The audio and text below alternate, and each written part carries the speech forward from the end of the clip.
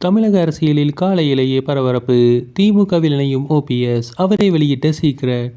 தமிழகத்தில் 2026ஆம் ஆண்டு சட்டமன்ற தேர்தலை எதிர்கொள்ள அனைத்து அரசியல் கட்சிகளும் தயாராகி வருகின்றன. அதே சமயம் எந்த கட்சி பலமாக இருக்கிறதோ அந்த கட்சியில் கூட்டணியில் இணையும் முயற்சியில் மாற்றுக் கட்சியினர் ஈடுபட்டு வருகின்றனர். அதிமுக மற்றும் திமுக இடையே போட்டி என்ற நிலை மாறி தற்போது விஜயும் களத்தில் இறங்கியுள்ளதால் 2026 தேர்தல் களம் பரபரப்பாகவே பார்க்கப்படுகிறது. இது ஒரு பக்கம் இருக்க, மறுபக்கம் அரசியலில் இருக்கும் முக்கிய நிர்வாகிகள் பலரும் திமுகவில் தொடர்ந்து இணைந்து வருவது தமிழக அரசியல் வட்டாரத்தில் பரபரப்பை கிளப்பியுள்ளது.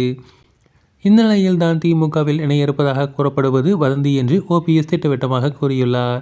அவருடைய வலதுகரமாக செயல்பட்டு வந்த மனோஜ் பாண்டியன் அண்மையில் திமுகவில் இணைந்தார். ஏற்கனவே முதல்வர் ஸ்டாலினை ஓபிஎஸ் சந்தித்து பேசியிருந்த நிலையில் அவரும் திமுகவில் இணைய உள்ளார் என்று தகவல் பரவியது. இதனிடையே அதிமுகவில் அதிருப்தியில் உள்ள பலரும் திமுகவில் இணைவார்கள் என அமைச்சர் சேகர் பாபு உள்ளிட்டோர் தொடர்ந்து கூறி வருகின்றனர். இப்படியான நிலையில் திமுகவில் தான் இணைய இருப்பதாக கூறப்படுவது வதந்தி என்று ஓபிஎஸ் அறிவித்துள்ளார்.